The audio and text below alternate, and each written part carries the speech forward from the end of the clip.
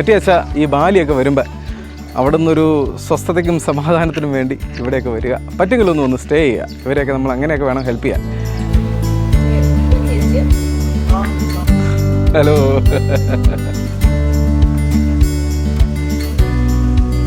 ഈ ഗ്രാമത്തിൽ, അതായത് ഈ ഒരു സ്ഥലത്ത് ഏകദേശം ഒരു 70 ഫാമിലികളാണ് താമസിക്കുന്നത്. 70 ഫാമിലികൾ. കാരണം എന്ന് വെച്ച് കഴിഞ്ഞാൽ അത്രയ്ക്ക് വൃത്തിയായിട്ടാണ് ഈ ഗ്രാമത്തിന് അവർ, ഈ ഒരു വില്ലേജിനെ അവർ ഇട്ടിരിക്കുന്നത്.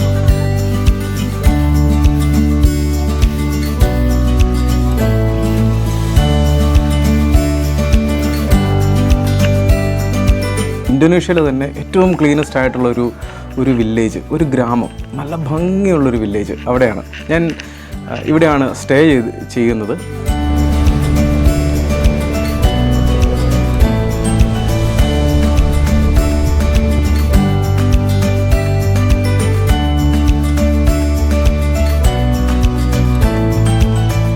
പുതിയൊരു വീഡിയോയിലേക്ക് എല്ലാവർക്കും സ്വാഗതം.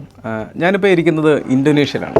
ഇന്തോനേഷ്യ എന്ന് പറയുമ്പോഴത്തേനും ഇന്തോനേഷ്യയിലെ ബാലിയിൽ നിന്നും ഏകദേശം ഒരു 1.5 മണിക്കൂർ സ്കൂട്ടറിൽ വന്ന് ഇവിടുത്തെ ഏറ്റവും ക്ലീനസ്റ്റ് ആയിട്ടുള്ള, അല്ലെങ്കിൽ ഇവർ അവകാശപ്പെടുന്നത് ഇന്തോനേഷ്യയിലെ തന്നെ ഏറ്റവും ക്ലീനസ്റ്റ് ആയിട്ടുള്ള ഒരു വില്ലേജ്, ഒരു ഗ്രാമം, നല്ല ഭംഗിയുള്ളൊരു വില്ലേജ് അവിടെയാണ് ഞാൻ. ഇവിടെയാണ് സ്റ്റേ ചെയ്യുന്നത്. എന്നിട്ട് ഇന്ന് ഈ രാവിലെ എഴുന്നേറ്റ് ഈ ഒരു ഗ്രാമമൊക്കെ ഒന്ന് കാണാം എന്ന് വിചാരിച്ചുകൊണ്ടാണ് ഇരിക്കുന്നത്. ഏറ്റവും മനോഹരമായൊരു ഗ്രാമമാണ്. ഈ ഒരു വില്ലേജിൻ്റെ പേരാണ് പെങ്കിലിപുരം. പെങ്കിലിപുരം എന്ന് പറയുന്നത്, നമ്മൾ ഈ പെങ്കിലിപുരത്തിലേക്ക് എത്തിച്ചേരണമെങ്കിൽ നമ്മൾ ഏകദേശം ഒരു 1.5 മണിക്കൂർ നമ്മൾ ബാലിയിൽ നിന്നും നമ്മൾ റൈഡ് ചെയ്ത് വേണം ഇവിടെ എത്തുവാനായിട്ട്. ഞാൻ വന്നിരിക്കുന്ന ഒരു സ്കൂട്ടറിലാണ്. നിങ്ങൾ കഴിഞ്ഞൊരു വീഡിയോയിൽ നിങ്ങൾ കണ്ടു കാണും എൻ്റെ സ്കൂട്ടർ യാത്ര. അതാണ് ഇവിടെ പറ്റത്തുള്ളൂ. ഈ ഒരു ട്രാഫിക്കിൽ നമുക്ക് സ്കൂട്ടറിലാണ് വരാൻ പറ്റത്തുള്ളൂ. അപ്പോൾ ഞാൻ ഇന്നലെ ഈ ഒരു വില്ലേജിലെത്തി. വളരെ മനോഹരമായ ആൾക്കാർ, വളരെ സ്നേഹമുള്ള ആൾക്കാർ. പൊതുവേ ഇന്തോനേഷ്യക്കാരൊക്കെ വളരെ നല്ലവരാണ്, അങ്ങനെ പ്രശ്നക്കാരൊന്നുമല്ല. അപ്പോൾ അവരുടെ കൂടെ ഈ ഒരു വില്ലേജിൻ്റെ അകത്ത്, ഞാൻ ഈ വില്ലേജൊക്കെ നിങ്ങളെ കാണിക്കാം കേട്ടോ. ഭയങ്കര മനോഹരമായ വില്ലേജാണ്. അപ്പോൾ ഈ ഒരു ഗ്രാമത്തിൽ ഒരു വീട്ടിൽ ഒരു ഹോം സ്റ്റേ നടത്തുന്നുണ്ട്. അപ്പോൾ ആ ഒരു ഹോം സ്റ്റേയിലാണ് ഞാൻ താമസിക്കുന്നത്. അപ്പോൾ ഈ ഗ്രാമത്തിൻ്റെ കാഴ്ചകളാണ് ഞാൻ നിങ്ങളെ ഇന്ന് കാണിക്കാൻ വേണ്ടി പോകുന്നത്. ഇത് കണ്ടു കഴിയുമ്പോൾ നിങ്ങൾക്ക് മനസ്സിലാകും ഇത് ഇത്രയ്ക്ക് മനോഹരമായൊരു വില്ലേജാണ് എന്നുള്ളത്. കാരണം നമ്മൾ ഈ ബാലിയിൽ എത്തിക്കഴിയുമ്പോൾ അവിടെ ഭയങ്കര ടൂറിസ്റ്റുകളാണ്.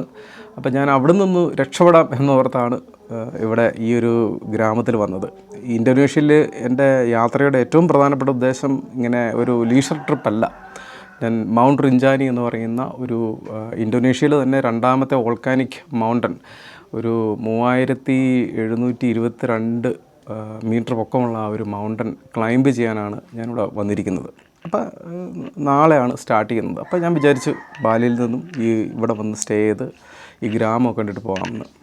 അപ്പോൾ ഇതിൻ്റെ ഒരു കാഴ്ചകളാണ്, അല്ലെങ്കിൽ ഇതിനെപ്പറ്റിയാണ് ഞാൻ നിങ്ങളോടൊന്ന് സംസാരിക്കുന്നത്. ഏവർക്കും സ്വാഗതം.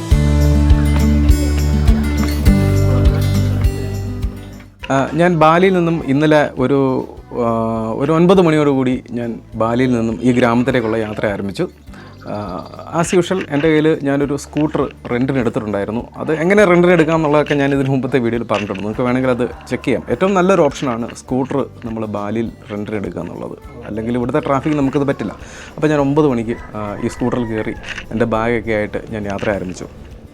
അത്യാവശ്യം നല്ല ട്രാഫിക്കാണ്. രാവിലെ 9 മണി എന്നൊക്കെ പറഞ്ഞു കഴിഞ്ഞാൽ ഈ ബാലിയിലൊക്കെ ഭയങ്കര ട്രാഫിക്കാണ്. ആൾക്കാർ ജോലിക്ക് പോകുന്നതും ഒക്കെ എങ്ങനെയാണ്. അത് കഴിഞ്ഞ് ഞാൻ പോരുന്ന ആ ഒരു യാത്രയിൽ തന്നെ കുറച്ച് മണി എക്സ്ചേഞ്ച് ചെയ്തു. കാരണം ഇവിടെ എല്ലാ കാര്യത്തിനും ഈ ഗ്രാമത്തിലേക്കൊക്കെ വരുമ്പോൾ ഇവിടെ ഒരു കാർഡൊക്കെ എടുക്കാൻ ഇത്തിരി ബുദ്ധിമുട്ടുണ്ട്. അപ്പോൾ നമ്മൾ കുറച്ച് പൈസയൊക്കെ ഞാൻ എക്സ്ചേഞ്ച് ചെയ്തു. നമുക്ക് ഇവിടെ വളരെ എവിടെ നോക്കിയാലും മണി എക്സ്ചേഞ്ച് ചെയ്യുന്ന സ്ഥലങ്ങൾ നമുക്ക് കാണാനാവുന്നതാണ്. പിന്നെ അതേപോലെ തന്നെ ഈ മണി എക്സ്ചേഞ്ച് ചെയ്യുന്നതിൻ്റെ ഫ്രണ്ടിൽ തന്നെ നമുക്ക് ഈ എക്സ്ചേഞ്ച് റേറ്റൊക്കെ എഴുതി വെച്ചിട്ടുണ്ട്. ഇവരാരും അങ്ങനെ പറ്റിക്കത്തൊന്നുമില്ല. അവർ കറക്റ്റായിട്ട് നമുക്ക് പൈസയൊക്കെ തരും. അവരങ്ങനെ പറ്റിയിട്ടൊന്നുമില്ല. എല്ലായിടത്തും ഒരേപോലത്തെ റേറ്റൊക്കെയാണ്. അങ്ങനെ കുറച്ചുകൂടെ കഴിഞ്ഞ് ഞാൻ ഈ ഫുഡ് കഴിക്കാൻ വേണ്ടിയിട്ട് ഒരു സ്ഥലത്ത് നിർത്തി. അതാണ് അടിപൊളി സ്ഥലം. അത് ഈ പെങ്കിലിപുരം എന്ന് പറയുന്ന ഈ വില്ലേജിലേക്ക് വരുന്നതിൻ്റെ ഒരു 30 മിനിറ്റ് മുമ്പാണ് ഞാൻ ഫുഡ് കഴിക്കാൻ വേണ്ടി അവിടെ നിർത്തി. നല്ല അടിപൊളി സ്ഥലം. എന്ന് വെച്ച് കഴിഞ്ഞാൽ അവിടെ നമുക്ക് ഭംഗിയുള്ള കുറേ കാഴ്ചകളൊക്കെ കാണാം. അതെല്ലാം കഴിഞ്ഞിട്ട് ഞാൻ ഫുഡൊക്കെ അവിടെ നിന്ന് കഴിച്ച് വീണ്ടും ഈ ഒരു ഗ്രാമത്തിലേക്ക് യാത്ര ചെയ്തു. ഇവിടെ കുട്ടികളൊക്കെ കരയുന്നുണ്ട്, ഈ വീട്ടിലൊക്കെ താമസിക്കുന്നത്. രാവിലെയൊക്കെ ഞാനിവിടെ എണീറ്റപ്പത്തിനും അപ്പുറത്ത് കോഴിയൊക്കെ കൂവണം, ഭയങ്കര ഉറക്ക. ഒരു 6 മണിയൊക്കെ ആകുമ്പത്തിനും കോഴി പോകും. അങ്ങനെയാണ് ഞാൻ എണീറ്റത്. അതെനിക്കൊരു വലിയ എക്സ്പീരിയൻസ് ആയിരുന്നു. അങ്ങനെ ഇന്നലെ ഇവിടെ വന്നു. ഈ ഒരു ഹോം സ്റ്റേയിൽ ഞാൻ ഇന്നലെ രാവിലെ ഇവരെ വിളിച്ചിട്ടുണ്ടായിരുന്നു. അപ്പോൾ അവർ പറഞ്ഞു ഇവിടെ ഒരു റൂം, അവരുടെ വീടിൻ്റെ അടുത്ത് ഒരു ചെറിയൊരു റൂമുണ്ട്, അവിടെ താമസിക്കാം. അങ്ങനെ ഞാൻ താമസിക്കുന്ന ഈ ഒരു റൂമിൽ താമസിച്ചു. ഇന്നിപ്പോൾ രാവിലെ ഞാൻ ഈ ഗ്രാമം നിങ്ങളെ കാണിക്കാനായിട്ട് കൊണ്ടുപോവുകയാണ്. അപ്പോൾ അടിപൊളി ഗ്രാമമാണ്, നിങ്ങളത് കണ്ടു നോക്കണം. കാരണം വെച്ചാൽ ഞാനിങ്ങനെ ഇത്രയും വൃത്തിയുള്ളതും മനോഹരമായിട്ടുള്ള ഒരു ഇന്തോനേഷ്യൻ ഗ്രാമം കണ്ടിട്ടില്ല. അപ്പം ആ ഒരു കാഴ്ചകൾ കാണിക്കുവാനായിട്ട് ഞാൻ നിങ്ങളെ കൊണ്ടുപോവുകയാണ്. ഓക്കെ, ഞാൻ വിചാരിച്ചത് ഞാൻ ഈ പുറത്തൊക്കെ പോയി കറങ്ങിയിട്ട് തിരിച്ച് വന്നിട്ട് ബ്രേക്ക്ഫാസ്റ്റ് കഴിക്കാമെന്നായിരുന്നു. പക്ഷേ ഇനിയിപ്പോൾ എന്തായാലും കൊണ്ടുവന്നല്ലേ, അപ്പോൾ ഈ ബ്രേക്ക്ഫാസ്റ്റും കഴിച്ച് കുറച്ച് എനർജിയൊക്കെ എടുത്തിട്ട് അങ്ങോട്ട് പോയേക്കാം. എന്തൊരു നല്ല മനുഷ്യർ.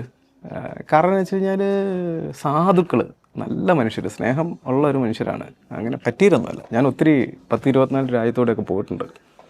നമുക്ക് എവിടെയെങ്കിലും ചെല്ലുമ്പോൾ നമുക്കറിയാം ഇവൻ നമ്മളെ പറ്റിക്കുമോ അല്ലെങ്കിൽ ഇവർ മാക്സിമം നമുക്കിട്ട്, അങ്ങനെയൊന്നുമില്ല. ഇവർ നല്ല മനുഷ്യരാണ്. ഇവിടെ ഈ താമസിക്കുന്ന വീട്ടിലെ അവിടുത്തെ ആ ഒരു വല്യമ്മയാണ്. പുള്ളിക്കാരിയുടെ മോന് ഒരു കൊച്ചുണ്ടായി. ആ കൊച്ചിനെയൊക്കെ കണ്ടു. അങ്ങനെ നല്ല ഭംഗിയുള്ളൊരു സ്ഥലമാണ്. അപ്പോൾ ഞാൻ ഈ ബ്രേക്ക്ഫാസ്റ്റ് പെട്ടെന്ന് കഴിച്ചിട്ട് ഞാൻ പുറത്തേക്ക് പോവുകയാണ്. അപ്പോൾ നമുക്ക് നമ്മുടെ ഗ്രാമത്തിൻ്റെ ഉള്ളിലേക്ക് പോകാം. അപ്പോൾ ഇതൊക്കെയാണ് ഈ സ്ഥലം. എന്നിട്ട് ഇതുപോലത്തെ വീടുകളൊക്കെയാണ് കേട്ടോ, നല്ല ഭംഗിയുള്ള പഴയ കൊച്ചു കൊച്ചു വീടുകളാണ് ഇവർ കേട്ടോ. അപ്പോൾ താക്കോലെടുത്തോ.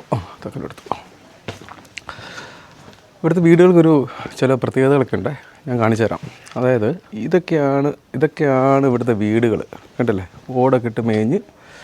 പിന്നെ ഓരോ വീടുകൾക്കും ഇങ്ങനെയൊക്കെ ഉള്ള ചില ഇവിടെ ഇവരുടെ പ്രാർത്ഥനകൾക്കൊക്കെ ഉള്ള സ്ഥലമാണ് കണ്ടല്ലോ. ഇതാണ് കേട്ടോ, ഇതാണ് ഈ ഒരു ഞാൻ പറയല്ലോ, ഓരോ വീടിനും അവരുടെ ആ ഒരു ചെറിയ വീടിൻ്റെ കോമ്പൗണ്ടിൻ്റെ അകത്ത് അവർ പറയുന്നത് ഇതിവരുടെ മരിച്ചു പോയിട്ടുള്ള ഇവരുടെ കുടുംബാംഗങ്ങളുടെ ഒരു ഓർമ്മയ്ക്കായിട്ടാണ് ഇതൊക്കെ വെച്ചിരിക്കുന്നത് കണ്ടല്ലേ. ഇതൊക്കെയാണ് സംഭവം. ഞാൻ താമസിക്കുന്ന വീട്ടിലെ കാരണവരാണിത്.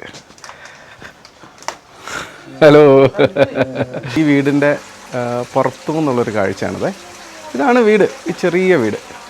നമുക്ക് പതുക്കെ പുറത്തേക്ക് വരാം. നമ്മളത് ഈ ഗ്രാമത്തിൻ്റെ ഏറ്റവും നടുക്കുള്ള ഏറ്റവും സെൻട്രൽ പോയിൻ്റ് എന്ന് വേണം നമുക്ക് പറയാം. അങ്ങോട്ടേക്ക് നമ്മൾ ഇങ്ങനെ ഇറങ്ങുകയാണ്. ഇതാണ് പുറത്തേക്കുള്ള സ്ഥലം. ഇതാണ് നമ്മൾ ഗ്രാമത്തിൻ്റെ ഏറ്റവും പുറത്തുള്ള കാഴ്ച. ഞാൻ താമസിക്കുന്ന വീട്ടിൽ നിന്ന് നമ്മളിവിടെ വന്നു. ഇനി ഇവിടെ നിന്നാണ് ഈ ഒരു ഗ്രാമത്തിൻ്റെ അകത്തേക്ക് നമ്മൾ പ്രവേശിക്കുന്നത്. നമ്മളൊക്കെ പുറത്തുനിന്നൊക്കെ വരുവാണെങ്കിൽ ഇവിടെ നിന്നായിരിക്കും സ്റ്റാർട്ടിങ് പോയിൻ്റ്. അപ്പോൾ ഞാൻ വിചാരിച്ചു ഇവിടെ നിന്ന് തന്നെ തുടങ്ങാം. അപ്പോൾ ഇപ്പോൾ നിങ്ങൾ കണ്ടുകൊണ്ടിരിക്കുന്ന ഈ സ്റ്റാച്യൂസൊക്കെ ഉണ്ടല്ലോ, ഇതൊക്കെ ഇവരുടെ വിശ്വാസവുമായിട്ട് ബന്ധപ്പെട്ടതാണ്. ഇവിടെ ഹിന്ദു റിലീജിയനാണ് ഏറ്റവും കൂടുതലുള്ളത്, നമ്മുടെ ഇന്ത്യയെ പോലെ തന്നെ.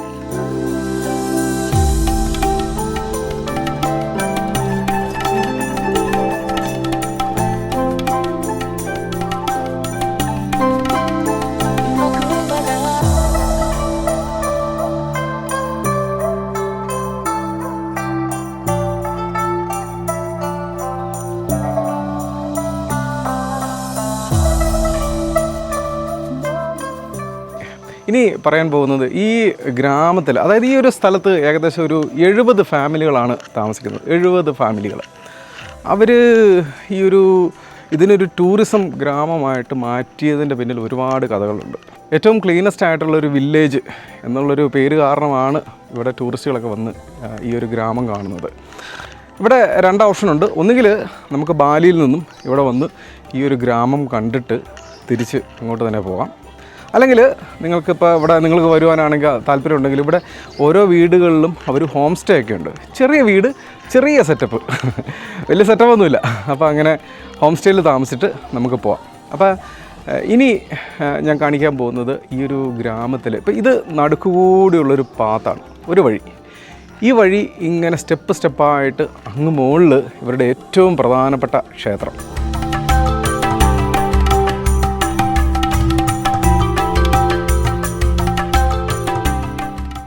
ഈ ക്ഷേത്രത്തിൻ്റെ ഏറ്റവും പ്രധാനപ്പെട്ട ക്ഷേത്രം, അതിൻ്റെ നടുക്കൂടെ ഒരു വഴി, 2 സൈഡിലും വീടുകൾ.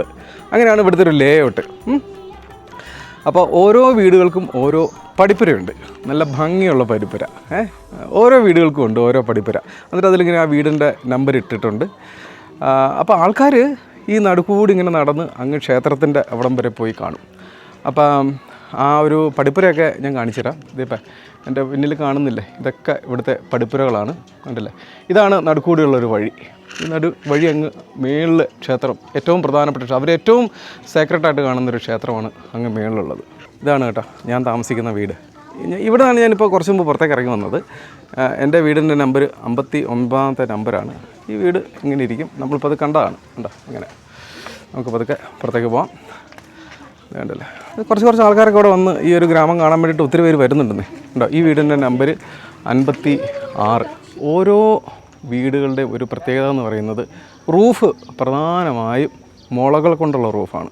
ഞാൻ പല വീടുകളും ശ്രദ്ധിച്ചു. 3 തരത്തിലുള്ള റൂഫുകളാണ് ഇവിടെ ഉപയോഗിക്കുന്നത്. അങ്ങനെ കോൺക്രീറ്റ് ഒന്നുമില്ല. ഒന്നുകിൽ മുളകൾ കൊണ്ടുള്ള റൂഫ് എല്ലാ വീടുകൾക്കും, അല്ലെങ്കിൽ ഓട്, പഴയ ഓട്, അല്ലെങ്കിൽ പിന്നെ ഈ പുല്ല് കൊണ്ടുള്ള റൂഫ്. ഇത്തരത്തിൽ വരുന്ന ടൂറിസ്റ്റുകളൊക്കെയാണ് ഇവരുടെ വരുമാന മാർഗ്ഗം. അവർ ഓരോ വീടിൻ്റെ ഉള്ളിൽ കയറും, അവരെന്തെങ്കിലുമൊക്കെ വിൽക്കാൻ വെച്ചിട്ടുണ്ടായിരിക്കും, അതൊക്കെ മേടിക്കും. അങ്ങനെ ഇനി നമ്മളിത് ഈ ഒരു വീട്ടിലേക്ക് ചുമ്മാ ജസ്റ്റ് ഒന്ന് കയറി നോക്കാം. എന്തായാലും വാതിൽ തുറന്ന് കിടപ്പുണ്ട്. നമുക്കിത് ഈ വീട്ടിലേക്ക് ഒന്ന് കയറി നോക്കാം. ഈ ഒരു വീട്ടിലേക്ക് നമ്മളിങ്ങനെ പ്രവേശിക്കുമ്പോൾ ഇത് ഇങ്ങനെ ഇരിക്കും. ഇതൊരു റാൻഡമായിട്ടുള്ള വീടാണ് കേട്ടോ. ഇതാണ് വീട്. ഈ വീടിൻ്റെയും ഉണ്ടല്ലേ, ഇവിടെ അവർക്ക് അവരുടെ കുടുംബത്തിൽപ്പെട്ട ഏതെങ്കിലും ആൾക്കാരൊക്കെ മരണപ്പെട്ടു പോയിട്ടുണ്ടെങ്കിൽ അവർ ഓർമ്മയ്ക്കായിട്ടാണ് ഈ ഒരു ചെറിയൊരു സ്പേസ് വെച്ചിരിക്കുന്നത്. അത് കഴിഞ്ഞ് നമ്മളിങ്ങനെ അകത്തേക്ക് ചെല്ലുമ്പോൾ കണ്ടല്ലേ, ഇതാണ് ഈ ക്ലീനസ്റ്റ് വില്ലേജ് എന്ന് പറഞ്ഞത്. എത്ര ക്ലീനായിട്ട് അവർ സൂക്ഷിച്ച് വെച്ചേക്കണേ. 2 സിംഹങ്ങൾ ഇവിടെ ഇരിപ്പുണ്ട് കണ്ടല്ലേ. ഇതാണ് കണ്ടല്ലോ, ഒരു വീടിന് തന്നെ ഇങ്ങനെ 2-3 പോർഷൻസ് ഉണ്ട്. ഞാൻ താമസിച്ച വീട്ടിൽ രാവിലെ നോക്കിയപ്പോഴത്തേനും അവിടുത്തെ ആൾ ഇങ്ങനത്തെ ഇതിലാണ് കിടന്നുറങ്ങിയത്. പിന്നെ ഒരു വീട് ഉണ്ടല്ലേ, ഞാൻ വെച്ചിരുമ്പോൾ പറഞ്ഞില്ലേ, അതായത് മുളകൾ കൊണ്ടുള്ള വീടാണിത് മുഴുവൻ. വളരെ വൃത്തിയായിട്ട് ഇവരിങ്ങനെ സൂക്ഷിച്ച് വെച്ചിരിക്കുകയാണ്. വെറുതെ അല്ല, ഇത് ഏറ്റവും ക്ലീനസ്റ്റ് വില്ലേജ് എന്ന് പറയുന്നത് കേട്ടോ. ഈ വീടിൻ്റെ ഒരു പ്രത്യേകത ഉണ്ടല്ലേ, ഈ വീട്ടിൽ ഇതാണ് ബാലിനീസ് ആർക്കിടെക്ചർ എന്നൊക്കെ പറയാതെ വേണ്ട. അപ്പാ, ഒരു വലിയ മീനെ കണ്ട.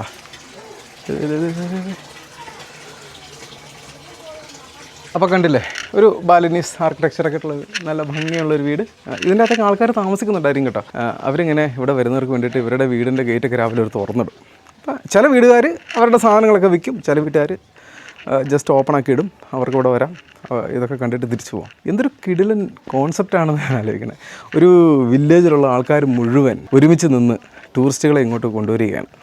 ഇവിടെ വരുന്നവർ ഇവിടുന്ന് എന്തായാലും കുറേ പൈസയൊക്കെ ഇവിടെ സ്പെൻഡ് ചെയ്തിട്ട് പോകും. ഇവിടുത്തെ ചെറിയ കടക്കാർക്കൊക്കെ സാധനങ്ങൾ മേടിച്ചും ഇവർ കുറേ തുണിത്തരങ്ങളും അതും ഇതൊക്കെ വിൽക്കുന്നുണ്ട്, അതൊക്കെ മേടിച്ചുകൊണ്ട് പോകും. അടിപൊളി. ഒരു വില്ലേജ് മൊത്തം ഒരു ടൂറിസം വില്ലേജായിട്ട് അവരിങ്ങനെ ഇതാണ് ഇവർ ഇതിന് മാത്രം വലിയ സംഭവങ്ങളൊന്നും കാണിക്കുന്നില്ല. അവരെന്താണ് കാണിക്കുന്നത്? അവരുടെ ഗ്രാമം നല്ല വൃത്തിയും വെടുപ്പുമായിട്ട് സൂക്ഷിച്ച് വെച്ചിട്ട് അവരുടെ ആ ഒരു ബാലിനീസ് കൾച്ചറിനെ അവരിങ്ങനെ ജനങ്ങളുടെ മുമ്പിലേക്ക് ഇട്ട് കൊടുക്കുന്നു. ഞങ്ങൾ വരുന്നു, കാണുന്നു, പോകുന്നു. ഇവിടെ വലിയ കോൺക്രീറ്റ് കെട്ടിടങ്ങളോ ഒന്നുമില്ല, പക്ഷെ ഇത് കാണാൻ ഭയങ്കര ഭംഗിയാണ്.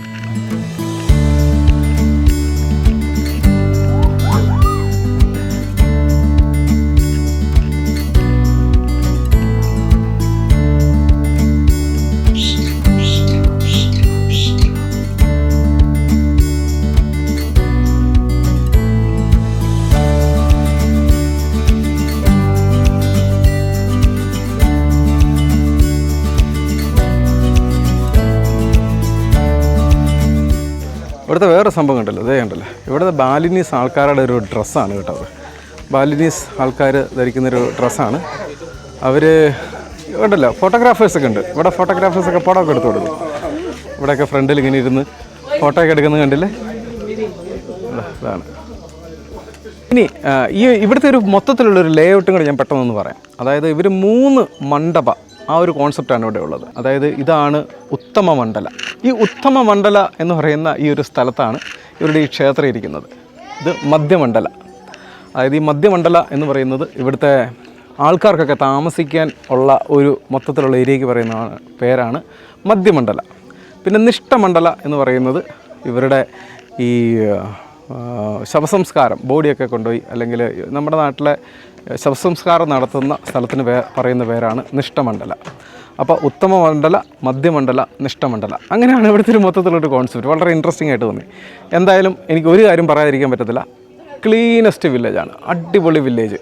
ഇങ്ങനെ വേണം ഇവർ ടൂറിസത്തിന്, ഈ ലോക്കൽ ടൂറിസത്തിന് ഇവർ പ്രൊമോട്ട് ചെയ്യുന്നതിൻ്റെ ഏറ്റവും പ്രധാനപ്പെട്ട ഒരു എക്സാമ്പിളാണ് ഈ ഒരു പെങ്കിലിപുര എന്ന് പറയുന്ന ഈ ഒരു സ്ഥലം.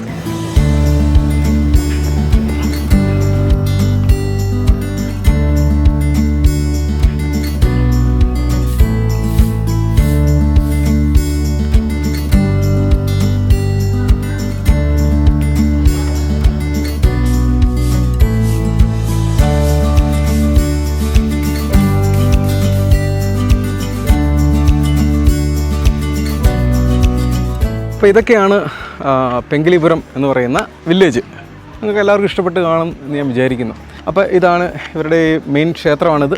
അതിന് 2 സൈഡിലുമായിട്ട് ആൾക്കാർ താമസിക്കുന്നു, ടൂറിസം കൊണ്ട് അവർ ജീവിക്കുന്നു. ഇവരുടെ ഗ്രാമത്തിനെ അവർ ഇങ്ങനെ തുറന്നിട്ടിരിക്കുന്നു. ഇവിടുത്തെ ആർക്കിടെക്ചറും ഇവരുടെ തനതായ കാര്യങ്ങൾ, ഇവർ വേറെ ഒന്നുമില്ല, തനതായ കാര്യങ്ങൾ അവർ ജനങ്ങൾക്ക് മുമ്പിൽ കാണിക്കുന്നു. ഹാപ്പി. പിന്നെ ഇവിടെ സ്റ്റേ ചെയ്യാന്ന് പറഞ്ഞു കഴിഞ്ഞാൽ ഏറ്റവും ബെസ്റ്റ് എക്സ്പീരിയൻസ് ആണ്. ഇവിടെ സ്റ്റേ ചെയ്യുക, അവരുടെ ആ ഒരു കൾച്ചറൊക്കെ ഒന്ന് മനസ്സിലാക്കുക, പിറ്റേ ദിവസം രാവിലെ വരിക, ഇതൊക്കെ കാണുക, തിരിച്ചു പോവുക. അതിന് നല്ല ഭംഗിയാണ്. ബാലിയിൽ നിന്നും ഇവിടെ വന്ന് ഇത് കണ്ട് തിരിച്ചു പോകുക എന്ന് പറഞ്ഞു കഴിഞ്ഞാൽ ഏകദേശം ഒരു ഹോൾ ഡേ പോക്കാണ്. 1.5 മണിക്കൂർ ഇങ്ങോട്ട് എടുക്കും, ഇവിടെ കാണണം, തിരിച്ചൊരു 1.5-2 മണിക്കൂർ എടുക്കും. ബാലി നല്ല തിരക്കുള്ളൊരു സ്ഥലമാണ്. പിന്നെ ഞാൻ പറഞ്ഞ പോലെ സ്കൂട്ടർ, നിങ്ങൾ ആരെങ്കിലും തനിച്ചൊക്കെ വരുന്നുണ്ടെങ്കിൽ, തനിച്ചല്ല, നിങ്ങൾ കപ്പിൾസൊക്കെ ആയിട്ട് വരുന്നുണ്ടെങ്കിൽ സ്കൂട്ടർ എടുക്കുക, അതാണ് ഏറ്റവും ബെസ്റ്റ് ഓപ്ഷൻ. അപ്പോൾ ഇതൊക്കെയാണ് പെങ്കിലിപുരം എന്ന് പറയുന്ന ഈ വില്ലേജിനെ പറ്റി എനിക്ക് പറയാനുള്ളത്. ഞാൻ ഇവിടെ ഇന്തോനേഷ്യയിൽ വന്നതിൻ്റെ ഒരു പ്രധാനപ്പെട്ട കാരണം നിങ്ങൾക്കറിയാം. ഇത് എൻ്റെ ഇന്തോനേഷ്യയിലെ 2ാമത്തെ വീഡിയോ ആണ്. ആദ്യത്തെ വീഡിയോയിൽ ഞാൻ എങ്ങനെ ഇന്തോനേഷ്യയിലേക്ക് വരാം, ഇവിടുത്തെ കാര്യങ്ങളൊക്കെ ഞാൻ പറഞ്ഞിട്ടുണ്ട്, എല്ലാ കാര്യങ്ങളും ഡീറ്റെയിൽഡായിട്ട് ഞാൻ പറഞ്ഞിട്ടുണ്ട്. ഈ വീഡിയോയിൽ ഞാൻ പ്രധാനമായിട്ടും ഈ ഒരു പെങ്കിലിപുരം എന്ന് പറയുന്നത്, കാരണം ഞാൻ ബാലിയിൽ നിന്നൊന്ന് രക്ഷപ്പെടുക, കാരണം വെച്ചാൽ ഭയങ്കര എന്തൊരു സൗണ്ടും, ഭയങ്കര ടൂറിസ്റ്റ് ആൾക്കാരാണ് ബാലിയിൽ. അപ്പോൾ ഞാൻ കുറച്ച് ശാന്തമായി സമാധാനമായിട്ടിരിക്കാൻ പറ്റിയൊരു സ്ഥലം എന്നുള്ള രീതിയിലാണ് ഇവിടെ വന്നത്. അത് കഴിഞ്ഞു. ഇനിയിപ്പോൾ ഞാൻ ഇന്തോനേഷ്യയിൽ വന്നതിൻ്റെ പ്രധാനപ്പെട്ട ഉദ്ദേശം ഞാൻ നിങ്ങളോട് ഒന്നുകൂടി പറയാം. ഏറ്റവും പ്രധാനപ്പെട്ട ഉദ്ദേശം ഈ മൗണ്ട് റിഞ്ചാനി, ഇവിടുന്ന് ബാലിയിൽ നിന്ന് 1 മണിക്കൂർ ഫ്ലൈറ്റിൽ പോയി കഴിഞ്ഞാൽ ലംബോക്ക് എന്ന് പറയുന്ന ഒരു ഐലൻഡിലെത്താം. ആ ഐലൻഡിലാണ് ഇന്തോനേഷ്യയിലെ 2ാമത്തെ ഏറ്റവും വലിയ മൗണ്ടൻ എന്ന് പറയുന്ന അതിൻ്റെ പേരാണ് മൗണ്ട് റിഞ്ചാനി. അതിൻ്റെ പൊക്കം 2722 മീറ്ററാണ്, 12,222 അടി മുകളിലാണ്. 3 ദിവസത്തെ ട്രക്കിംഗ് ആണ്. വളരെ മനോഹരമായ ഒരു ട്രക്കിംഗ് ആണെന്നാണ് ഞാൻ പല വ്ലോഗുകളിലും കണ്ടത്. നല്ല ഭംഗിയുള്ള സ്ഥലങ്ങളൊക്കെ കണ്ട് രാത്രി ടെൻറ്റിലൊക്കെ താമസിച്ച് അവിടെ പോയി കിടക്കാം. അത് കഴിഞ്ഞ് അതിൻ്റെ സമ്മിറ്റിൽ ചെന്ന് ഒക്കെ കണ്ട് തിരിച്ചിറങ്ങി വരാം. അതാണ് ആ ഒരു ട്രക്കിങ്ങിൻ്റെ പ്രത്യേകത. പിന്നെ വേറൊരു പ്രധാനപ്പെട്ട കാര്യം എന്ന് പറയുന്നത് ആ ഒരു മൗണ്ട് റിഞ്ചാനിയുടെ 2000 സമുദ്രനിരപ്പിൽ നിന്നും 2000 അടി മേളിൽ ഒരു വലിയ തടാകമുണ്ട്, ഒരു നീല തടാകം. ആ തടാകവും കൂടി ഒന്ന് കാണണം. അത് കഴിഞ്ഞാൽ പിന്നെ സമ്മിറ്റ് അവിടെ. അങ്ങനെ 3 ദിവസത്തെ ട്രക്കിങ്, മൊത്തം ഒരു 5 ദിവസം വേണ്ടി വരും. അവിടെ പോയി സ്റ്റേ ചെയ്യണം, 3 ദിവസത്തെ ട്രക്കിങ്, പിന്നെ അത് കഴിഞ്ഞിട്ട് 1 ദിവസം സ്റ്റേ ചെയ്യണം. അതിനാണ് ഞാൻ ഇന്തോനേഷ്യയിൽ വന്നിരിക്കുന്നത്. എന്നുവെച്ചാൽ 2 ആഴ്ച കഴിഞ്ഞ് ഞാൻ എവറസ്റ്റ് ബേസ് ക്യാമ്പ് ട്രക്ക് ചെയ്യാൻ പോവുകയാണ്. അപ്പോൾ അതിന് മുന്നോടിയായിട്ടുള്ള ഒരു പ്രാക്ടീസിന് വേണ്ടിയിട്ടാണ് ഇവിടെ വന്നത്. അപ്പോൾ എൻ്റെ വീഡിയോ ഞാനിവിടെ അവസാനിപ്പിക്കുകയാണ്. നിങ്ങൾക്ക് ഈ വീഡിയോ ഒക്കെ ഇഷ്ടപ്പെടുകയാണെങ്കിൽ നിങ്ങൾ സബ്സ്ക്രൈബ് ചെയ്യുക, ലൈക്ക് ചെയ്യുക, ഈ ബെൽ ബട്ടണൊക്കെ ഒന്ന് അമർത്തുക. പിന്നെ വേറൊരു കാര്യം, ഞാൻ പ്രധാനമായിട്ടും സംസാരിക്കുന്നത് യാത്രകളെ പറ്റിയാണ്. ഇനി ഈ വർഷം ഞാൻ തിരഞ്ഞെടുത്തിരിക്കുന്നത് നേച്ചറുമായിട്ടുള്ള ബന്ധപ്പെട്ട കാര്യങ്ങളാണ്. മനോഹരമായ സ്ഥലങ്ങൾ, ഇങ്ങനത്തെ ട്രക്കിങ്ങുകൾ, അങ്ങനത്തെ കാര്യങ്ങൾക്കായിരിക്കും ഞാൻ കൂടുതൽ പ്രാധാന്യം കൊടുക്കുന്നത് ഈ ഒരു വർഷം. ഏകദേശം ഒരു 24ാമത്തെ രാജ്യം സഞ്ചരിച്ചിട്ടുണ്ട്. അങ്ങനെയൊക്കെ ആയിട്ട് പോകുന്നു, ജോലിയൊക്കെ ആയിട്ട് പോകുന്നു, ചെറിയ സിമ്പിൾ പരിപാടികളൊക്കെ ആയിട്ട് പോകുന്നു. അപ്പോൾ നിങ്ങൾക്ക് ഇഷ്ടപ്പെട്ട് കഴിഞ്ഞാൽ നിങ്ങളൊന്ന് സബ്സ്ക്രൈബ് ചെയ്യുക, എൻ്റെ വീഡിയോ ഒക്കെ ഒന്ന് കാണുക, പഴയ വീഡിയോകളൊക്കെ ഒന്ന് ചുമ്മാ ജസ്റ്റ് എടുത്ത് കാണുക. യാത്രകൾ എനിക്ക് ഭയങ്കര ഇഷ്ടമാണ്. അപ്പോൾ ഞാനിവിടെ അവസാനിപ്പിക്കുകയാണ്. എല്ലാവർക്കും നല്ലൊരു ദിവസം ആശംസിക്കുന്നു. Good bye.